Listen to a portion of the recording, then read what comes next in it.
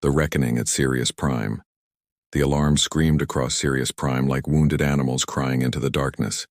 Commander Elena Vasquez stood on the observation deck of the Colonial headquarters, watching the sky turn red with descending warships.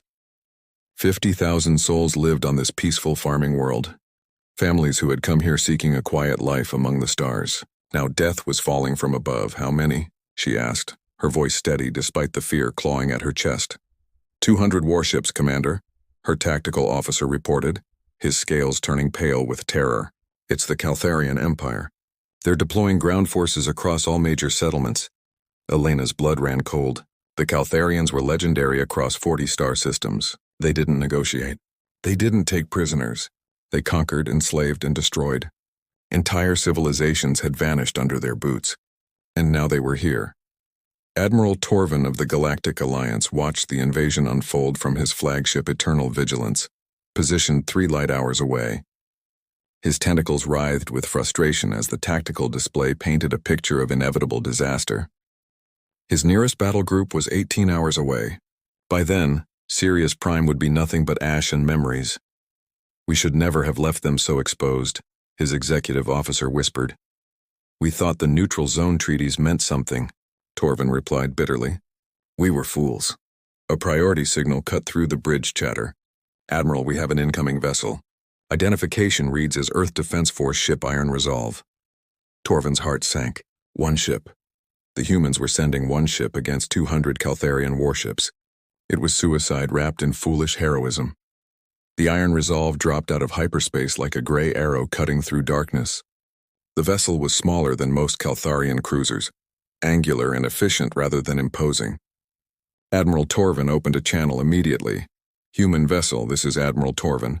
You must withdraw immediately. The Caltharian Empire has deployed overwhelming force. 200 warships and at least 30,000 ground troops are already planetside. This is not a battle you can win. The response came in a calm female voice that seemed utterly untroubled by the chaos. Admiral Torvin, this is Captain James Burke of the Iron Resolve. We received the distress call. We're here to help. Captain Burke, with all respect to your courage, you have 1 ship. How many troops do you carry? 1,200 Marines, Admiral. Standard deployment package. The bridge fell silent. Someone laughed. A nervous sound quickly stifled. 1,200 soldiers against 30,000 Caltharian warriors and 200 warships. It was madness. Captain, please reconsider, Torvin urged. Your troops will be slaughtered. Wait for our main battle group to arrive. We can mount a proper rescue operation. Admiral, those people don't have 18 hours. They have maybe 3 before the Caltharians finish their initial sweep and start processing civilians. We're going in now. The channel closed. Torvin watched helplessly as the Iron Resolve angled toward the planet. Caltharian interceptors moved to block the approach. 20 warships breaking formation to swat this annoying insect from the sky. What happened next defied everything Torvin knew about space combat. The Iron Resolve didn't engage the interceptors. Instead, it launched a swarm of drop pods directly at the planet, while laying down a wall of precisely targeted fire. Each shot struck weapon systems, sensor arrays, and engine clusters. The Caltharians found themselves blind and crippled rather than destroyed. By the time they recovered, the drop pods were already burning through the atmosphere. They sacrificed nothing, Torvin's tactical officer breathed. 20 ships attacked them and they disabled all 20 without taking a single hit. Get me planetary sensors, Torvin ordered. I want to see what happens when they hit the ground. The first drop pods crashed into the agricultural district where Caltharian shock troops were herding civilians toward processing centers. Hatches blew open and human Marines poured out like a flood. They wore powered armor painted in adaptive camouflage that shifted with their surroundings. Each carried weapons that looked crude compared to Caltharian plasma rifles. But what they lacked in technology, they made up for in precision. Lieutenant Sarah Martinez was first out of her pod, her tactical display painting enemy positions in red. Bravo Company, establish perimeter. Charlie Company, secure the civilians. Delta Company, suppress that armored column. Move with purpose, Marines. The Caltharians opened fire immediately, expecting the humans to scatter or take cover. Instead, the Marines split into small teams that moved with frightening coordination. One team drew fire while another flanked. A third team circled behind enemy positions. It was like watching a single organism flow around obstacles.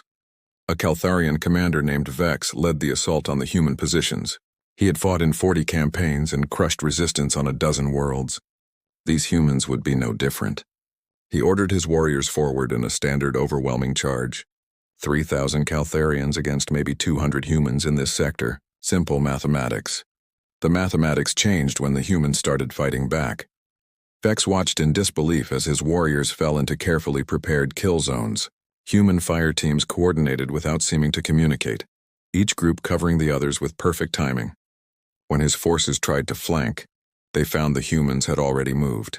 When he concentrated his troops for a breakthrough, the humans melted away and struck from unexpected angles. They fight like they share one mind. His second-in-command hissed. How is this possible? Push harder, Vex snarled. They're only 200. We'll drown them in bodies. But the bodies that fell were Caltharian, not human. Every time Vex thought he had them trapped, the humans adapted. They used the terrain, the buildings, even destroyed vehicles as weapons. One Marine ran out of ammunition and beat a Caltharian warrior unconscious with his empty rifle, before picking up the enemy's weapon and continuing to fight. Lieutenant Martinez saw one of her soldiers go down, hit by plasma fire that melted through his armor. Corpsman Johnson sprinted across open ground under heavy fire, sliding to the wounded Marine's side. Plasma bolts scorched the earth around him, but he didn't flinch. He stabilized the wounded man, called for extraction, and stayed there providing covering fire until help arrived.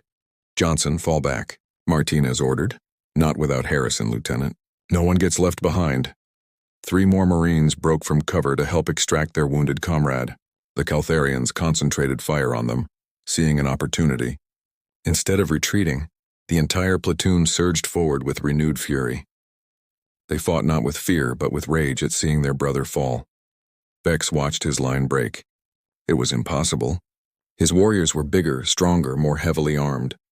But these humans fought with something his people had forgotten. They fought for each other. When one fell, the others didn't retreat. They became more dangerous. Admiral Torvin watched the battle unfold through planetary sensors, his tentacles frozen in shock. The tactical display showed 1,200 human Marines engaging 30,000 Caltharian warriors across multiple fronts.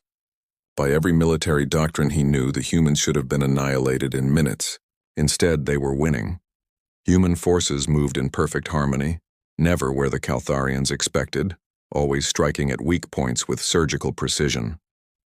They didn't fight to kill. They fought to protect. Every action centered on keeping civilians safe while dismantling enemy capability. 8 hours after the first drop pod hit the ground, Commander Vex stood in his command post, watching his forces collapse. He had started with 30,000 warriors. Now barely 10,000 remained combat effective.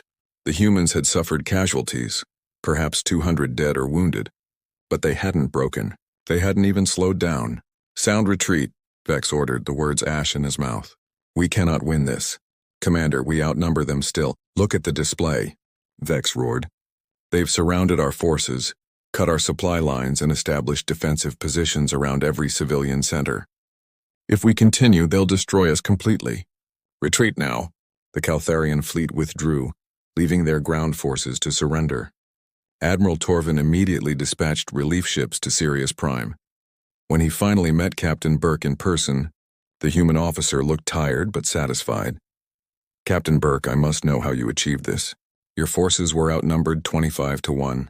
You should have been destroyed. Burke smiled faintly. Admiral, humanity has been fighting wars for 10,000 years. We've learned what matters. Superior numbers don't mean much if you can't use them effectively. The Caltharians fought as individuals trying to earn glory. We fought as a unit trying to save lives. But your tactics, your coordination, it was like your soldiers could read each other's minds. Training, Admiral. Lots and lots of training. We drill until every Marine knows what their squad mates will do before they do it. We build trust until leaving someone behind is literally unthinkable. Torvin hesitated before asking his next question. Captain, your forces performed at a level I've never seen. Were these your elite troops? Your best warriors? Burke's smile faded into something more serious. Elite? No, Admiral. These were standard Marines. Regular deployment forces. Every ship in our fleet carries troops like these. Shadows in the void 6 months had passed since the victory at Sirius Prime, and the galaxy was still trying to understand what humanity truly represented. Trade agreements multiplied. Defense pacts were signed. But beneath the diplomacy, intelligence agencies worked frantically to answer one question. If regular human Marines were that formidable, what were their special forces capable of?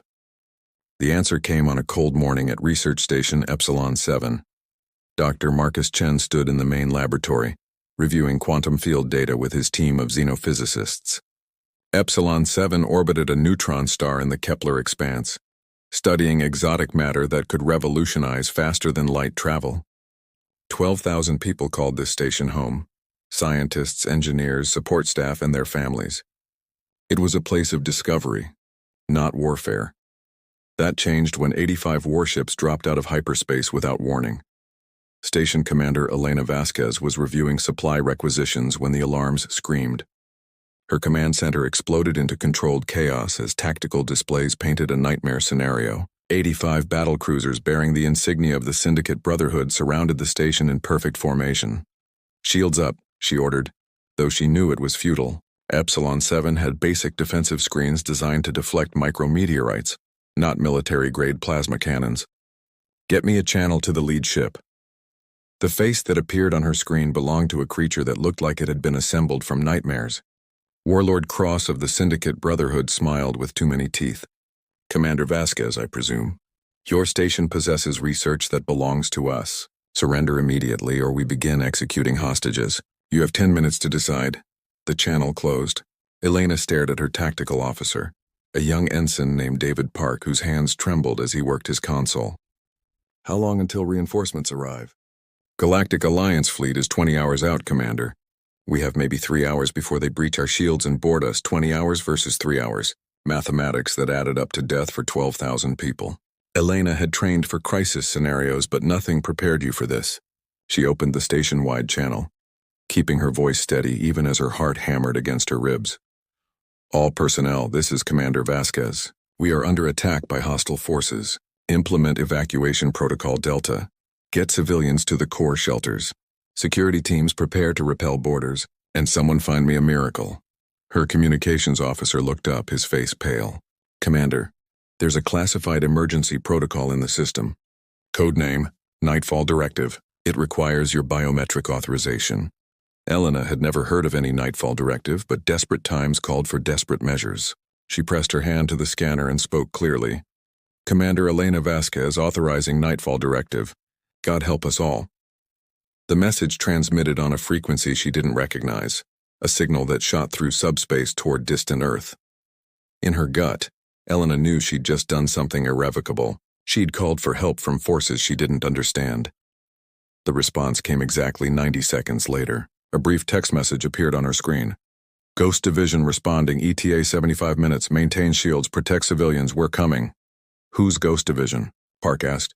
"I have no idea," Elena admitted. "But right now they're our only hope."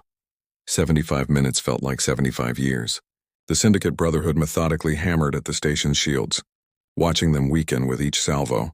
Warlord Cross enjoyed the spectacle. Fear was as valuable as any weapon. Let them watch death approaching, unable to stop it. "Shields at 40%, his tactical officer reported. Maintain fire. When shields collapse, send boarding parties to sections 7 through 12. Kill anyone who resists. Take the scientists alive. We'll need them to extract the research data." Cross was reviewing boarding assignments when his sensor officer spoke with uncertainty. "Warlord, we have new contacts. 8 vessels just appeared on our perimeter. Identification? None, sir. No transponder signals. No identification markers. They're not broadcasting on any standard frequency."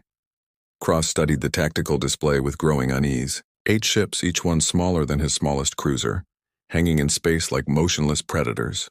They made no hostile moves, sent no warnings, demanded no surrender. They simply existed, and somehow that was more terrifying than any threat. "Hail them," he ordered. Static answered. The ships remained silent, dark shapes against the stars. "Fire a warning shot across the nearest vessel's bow." The plasma cannon discharged, a brilliant bolt of energy that should have made any captain reconsider their position. The shot passed through empty space.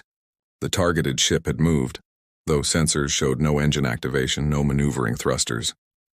"It was simply somewhere else. What just happened?" Cross demanded. "Sir, the ship moved 300 meters instantaneously. No energy signature. No detectable propulsion. It just relocated. A transmission crackled across Cross's bridge speakers. The voice was human, male, and utterly calm. Syndicate forces, you have attacked a protected research facility. Leave now or be eliminated. You have 60 seconds to begin your withdrawal. Cross laughed, a harsh sound that echoed through his bridge. 8 tiny ships threatening 85 battlecruisers? This is your final warning, humans. Leave now or we'll add your wreckage to our collection. The human voice responded with the same eerie calm. Your choice. Ghost Division, weapons free. What happened next would be analyzed by military strategists for generations, and none would fully understand it. The 8 ships didn't attack in any conventional sense. They hunted. One moment they were distant specks on sensors. The next they were inside the Syndicate formation, moving between warships like sharks through a school of fish. The battlecruiser Vengeance exploded without warning. Its shields were intact, its hull undamaged, but something had appeared inside the bridge and detonated. The explosion killed the entire command crew in an instant. Another ship, the Conqueror, found its weapon systems offline. Engineers rushed to investigate and discovered devices of unknown origin attached to critical systems. Before they could disarm them, the devices activated, creating cascading failures that tore the ship apart from within. Warlord Cross watched his fleet disintegrate. Ships exploded, lost power, or simply went dark. His sensors couldn't track the attackers. They appeared and vanished like ghosts, striking without warning, disappearing before counterattacks could be launched. How are they doing this? His tactical officer screamed, I don't know! Our shields are useless. They're phasing through solid matter. It's impossible. But impossible was happening. A Ghost Division ship materialized directly in front of Cross's flagship. For one terrible moment he saw it clearly. The hull was black, absorbing light rather than reflecting it. Strange symbols covered the surface, glowing faintly with energy that hurt to look at. Weapons ports opened, revealing technology that defied identification. The ship fired once. A beam of coherent energy struck the flagship's shield generator, and suddenly Cross's most powerful defensive system was offline. The ship vanished before his gunners could return fire. All ships, full retreat, Cross ordered, his voice cracking with panic. Get us out of here! But the Ghost Division wasn't finished. As Syndicate ships tried to flee, they found their navigation systems compromised. Hyperspace engines refused to activate. Conventional drives sputtered and died. The mysterious devices that had infected their systems were spreading, shutting down critical functions one by one. Commander Vasquez watched the battle through external cameras, her mind struggling to process what she saw. The 85 enemy warships were being systematically destroyed or disabled by 8 smaller vessels that moved like they existed partially outside normal space. Explosions bloomed across the void, each one marking another Syndicate ship eliminated. In 90 minutes it was over. Every single Syndicate vessel was either destroyed, captured, or drifting dead in space. The 8 Ghost Division ships reformed near Epsilon 7, silent as tombstones. Elena opened a channel. Ghost Division, this is Commander Vasquez. I don't know how to thank you. You saved 12,000 lives today. Can we meet face to face? I'd like to properly... Negative, Commander. The same calm voice from before. Ghost Division operates under sealed protocols. This conversation is the extent of our interaction. But I need to file a report. The Galactic Alliance will want to know what happened here. Who you are. How you achieved this. A pause. Then, official report will state that the Syndicate fleet experienced catastrophic system failures due to improperly maintained equipment. Reactor malfunctions created chain reactions that destroyed the fleet. You will confirm this version of events in your logs. But that's not what happened. You saved us. You deserve recognition. Commander, we don't exist. These ships don't exist. This conversation never happened. File your report as instructed. The truth would cause more problems than it solves. Elena felt her throat tighten. At least tell me who you are. What branch of Earth's military do you serve? A sound that might have been a chuckle came across the channel. Commander, if we told you that, we'd have to kill you. And we like you too much. Take care of your people. Ghost Division out. The 8 ships vanished as mysteriously as they'd arrived, leaving no trace except the wreckage of 85 Syndicate. Warships and 12,000 grateful people who would never know the full truth of their salvation. 3 days later, Director Zixth Thor of Galactic Confederation Intelligence sat in her office reviewing sensor logs with growing dread. Every intelligence agency in known space was investigating the Epsilon 7 incident. The official story claimed reactor malfunctions, but the evidence told a different tale. Her lead analyst, a brilliant Arcturian named Vex, presented his findings with trembling hands. Director, the energy patterns aren't consistent with reactor failures. These were coordinated strikes from external sources, weapons we can't identify, ships that phase through solid matter, technology that can compromise military-grade systems instantaneously. Source? Human. Has to be. The timing coincides with activation of something called a Nightfall Directive. We've traced references to similar protocols across dozens of incidents over the past 5 years. Zixth Thor pulled up a holographic timeline. Red markers indicated unexplained events across the galaxy. Pirate fleets that vanished overnight. Warlords who died under mysterious circumstances. Black market operations that collapsed without warning. Military convoys that disappeared without trace. Each incident bore the same signature: sudden, complete, and surgically precise elimination of threats. How many types of human special forces are there? Vex manipulated his datapad, pulling up fragmented intelligence reports. We've identified references to at least 12 distinct units: Rangers, SEALs, Delta Force, SAS, Spetsnaz, and those are just the ones with names we can find. Ghost Division appears to be something even more classified. Their operational parameters suggest capabilities beyond conventional special forces. Explain. Director, special forces typically operate behind enemy lines, sabotage, reconnaissance, precision strikes. But Ghost Division doesn't operate behind enemy lines. They operate outside the normal rules of space-time. They appear anywhere, anytime with technology that shouldn't exist. They're not special forces. They're something else entirely. Zixth Thor sat back in her chair, her crystalline body pulsing with anxious light. Recommendation? Whatever humanity is hiding, we need to know about it. Their regular Marines defeated the Caltharian Empire. Their special forces eliminated an entire syndicate fleet without taking casualties. If there are more layers beyond this, more capable units we haven't seen. Vex's voice trailed off. Say it. Director, if Ghost Division is what humanity considers appropriate for rescue operations, what do they deploy when they actually want to destroy something? The question hung in the air like a death sentence. Zixth Thor filed her report to the Galactic Security Council that evening. Her recommendation was simple and terrifying. Establish formal alliance with humanity immediately. Never give them reason to deploy their full military capacity. And pray to whatever gods might listen that the galaxy never discovered what humans kept in their deepest shadows. Admiral Torvin received the intelligence briefing in his quarters aboard Eternal Vigilance. He read Zixth Thor's report 3 times, each reading more disturbing than the last. At Sirius Prime, he'd watched 1,200 human Marines defeat 30,000 Caltharian warriors. He'd thought that was the extent of humanity's capability. He'd been wrong. So very wrong.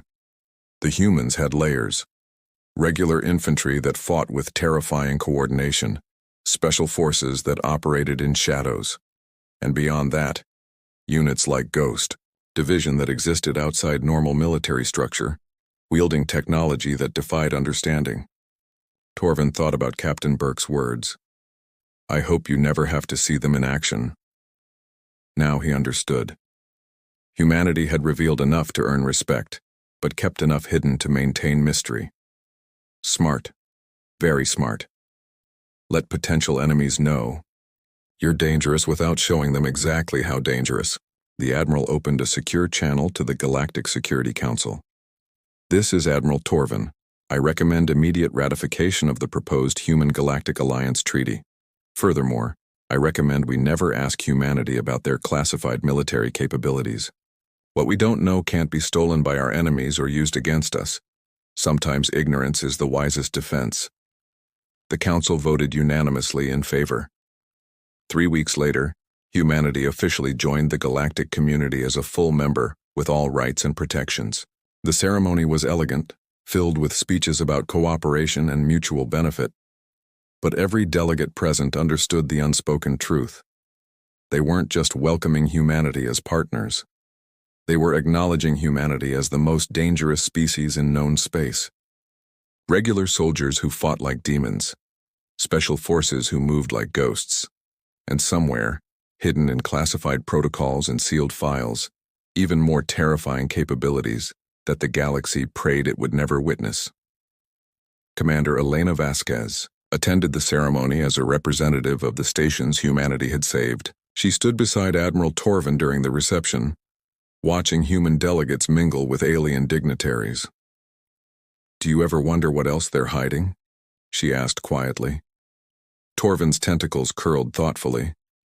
"Every day, Commander. Every single day. But I've decided I'm happier not knowing. Some questions are better left unasked." "Why?" "Because, Commander, if Ghost Division is what they send for rescue operations, I truly don't want to meet whatever they send for war." Elena nodded slowly, remembering those 8 ships appearing from nowhere, destroying an entire fleet with casual efficiency, somewhere in human space in facilities she'd never see. Forces trained for missions she couldn't imagine. Warriors who made Ghost Division look ordinary by comparison. The galaxy had learned to fear human soldiers. It had glimpsed human special forces. But the true extent of humanity's military capability remained shrouded in mystery and classification. And perhaps, Elena thought, that was exactly how humanity wanted it. After all, the most dangerous weapon wasn't the one you showed your enemies. It was the one they knew existed but could never find. The threat they imagined was always more terrifying than the reality, and humanity had become masters of maintaining that mystique. The ceremony concluded with a toast to peace and cooperation, but everyone present understood the real message. Humanity had joined the galactic community not as supplicants seeking protection, but as protectors offering their strength. And heaven help anyone who mistook their friendship for weakness. In the shadows between stars, Ghost Division ships returned to their secret bases. Operators filed mission reports that would never be declassified. New recruits began training regimens that would break ordinary soldiers. And deeper still, in facilities that existed only as rumors and redacted documents, even more terrifying forces prepared for threats the galaxy hadn't imagined yet. The humans had arrived, and nothing would ever be the same.